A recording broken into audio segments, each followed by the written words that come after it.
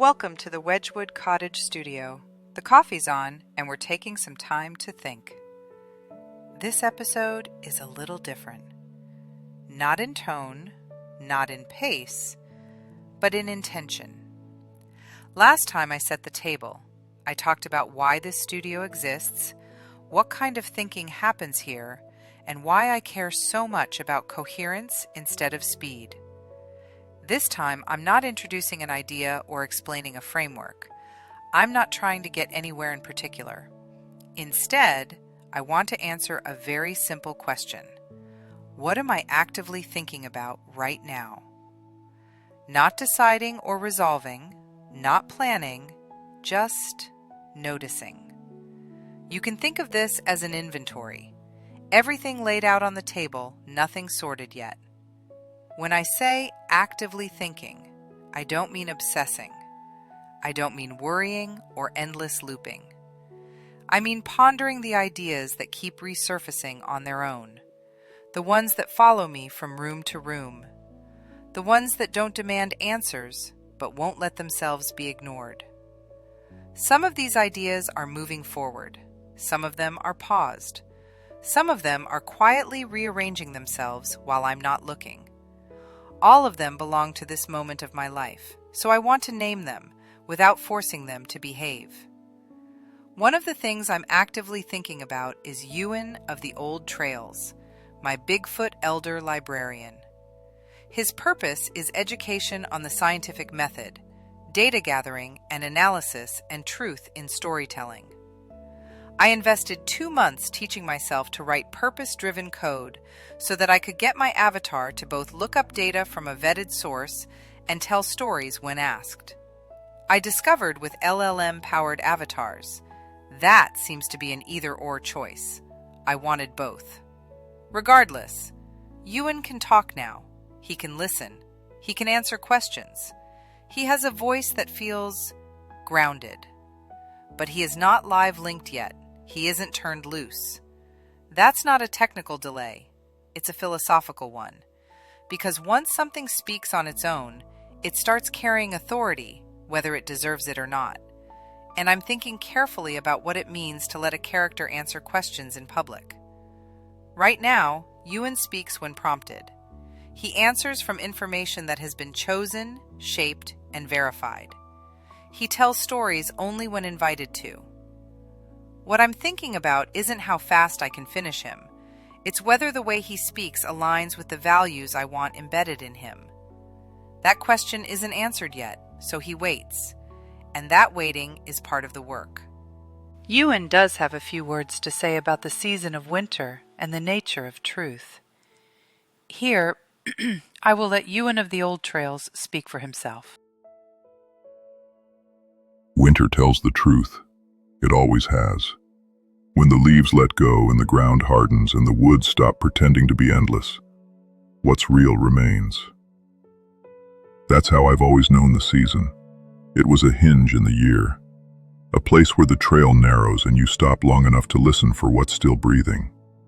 The old songs people play this time of year, they're not decorations, they're trail markers.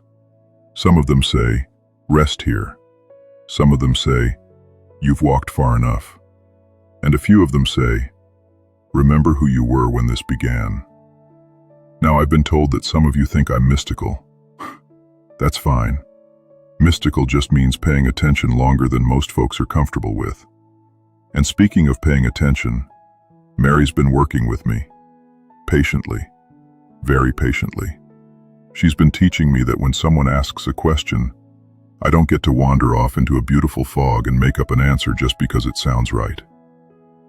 Turns out, truth matters more than poetry when you're trying to earn trust. Who knew? So this time of year, I'll tell you only what I know for certain. I know this. If you're tired, you've carried something worth carrying. If you're quiet, you've heard more than you realize. If a song or a memory finds you when your hands are busy with ordinary things, that's not weakness. That's the past checking to see if you're still alive. Winter doesn't ask you to be cheerful. It asks you to be honest, to keep the small fire burning, to share it when someone comes along the trail cold and unsure. So if you find yourself here with us, with Mary, with Fab, with me, know this: you're not lost. You're between chapters, and that's a perfectly good place to rest. May your stories be true. May your questions be answered slowly, and may the trail ahead wait for you until you're ready to walk. Another thing I'm thinking about is Fab. Fab isn't speaking much right now, and that's intentional. Sometimes characters retreat because they're finished. Sometimes they retreat because the story itself needs to speak louder than the voice telling it. Right now, the novel has more to say than Fab does, so she's waiting, not gone, not replaced, just quiet. I'm learning, slowly, that not every voice needs to be active at the same time. Silence can be a form of coherence. You were saying I've been quiet? I have been, and I was going to stay that way because I know when a room needs quiet and I know when a person needs to finish a thought. But I'm going to interrupt, politely, because you've reached that part where you talk about me as if I'm a project waiting on a shelf. And darlin', I am many things, but I am not shelf decor. So here's what we're going to do. You can tell my story, or I can tell it myself. And I don't mind either way, truly. But if you tell it, you'll start explaining. And if I tell it, you'll remember it. So, I'll tell it. Not because I'm trying to take over the studio, just because every cottage needs someone who knows where the extra light bulbs are kept, and I happen to know. My story as told by me, myself, Fantastic Fabiola, the Fab, or just Fab for short. At the beginning, there was a woman. Not a princess, not a chosen one, not a heroine, just a woman with responsibilities that did not care how tired she was. The kind of life where you learn to move quickly because you have to. The kind of life where you learn to be useful because usefulness keeps the doors open. And she was good at it. She could make things work. She could make systems work. She could make a dollar stretch. She could make a plan and carry it out. But there was a cost. When you spend decades living by necessity, you begin to mistake necessity for identity. You begin to believe that if you stop moving, everything will fall apart. And you begin to forget that inside you there is a room. A room that is not a factory, not a crisis, not a schedule. Just a room where the soul sits down. That room existed in her for a long time, but it didn't have a door yet. The moment was not dramatic. No thunder, no prophecy, no glowing sword. It was quieter than that. It was a thought she couldn't stop returning to, like a line of dialogue that arrived while she was washing dishes, like a small ache when she saw a beautiful idea and didn't have time to hold it. And then the tools arrived. Not all at once, not neatly, but one by one, like raindrops at the very beginning of a storm. A program that could shape a room. A program that could give voice to a character. A way to build a world out of light and polygons and sound. And with each tool, the whisper got louder. You can make something now. Not for survival, not for approval, not to prove anything, just to make it. Delay is a subtle form of refusing an idea. Now let me tell you something important. Delay is only a subtle form of refusing to act. The refusal always sounds practical. It wears sensible shoes. It holds a grocery list. It says things like, "This isn't realistic," and "People don't care," and "Why start now?" And delay tries to sound like wisdom, but a lot of the time it's fear dressed up as maturity. Fear of being seen, fear of being ordinary, fear of being laughed at, fear of discovering you still want something. So she did what careful people do. She kept the room in her head. She visited it privately. She made little things. She tested ideas. She told herself it was just for fun, which was true, and also not the whole truth, because the room wasn't asking for fun. It was asking for a door. The threshold moment was small. It usually is. It was the realization that she didn't have to wait for permission anymore. Not permission from the world, not permission from an imaginary audience, not permission from the version of herself who thought everything had to be useful. She had already survived the part of life that required speed. Now she was entering a part of life that allowed something else, attention.